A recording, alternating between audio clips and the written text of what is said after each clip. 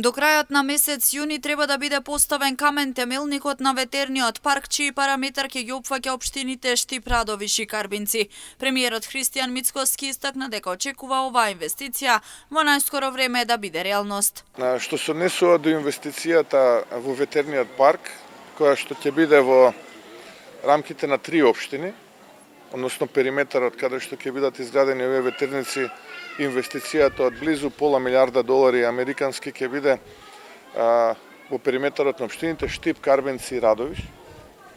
Очекувам кон крајот на јуни месец да поставиме камен темелник. Тоа и го кажавме. И очекувам дека инвеститорот до тогаш ќе ги заврши сите проекти и се тоа на кое што е потребно за да оваа инвестиција стане реалност. Во врска со соларниот парк се чека надминување на 3 клучни прашања со цел да може да се реализира. Во фаза на надминување е прашањето околу категоријата на земјиштето, но стојат за решавање проблемите со инсталирање на батерии и откуп на електрична енергија. Што се однесува до инвестицијата во соларниот парк, тука има некои работи кои што се би рекол нивелираат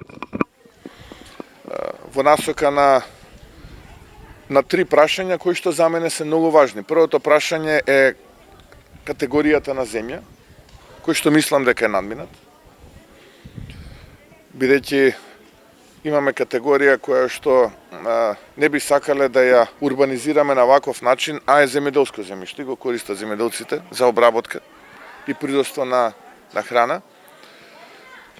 Второто беше околу откупот на електричната енергија и цената, и третото околу балансирањето, односно инсталирање на така наречени батерии, кои што ќе ја складираат произведената електрична енергија, да може да се користи во периодот на денот кога немаме сончева радијација, во вечерните часови, да речем.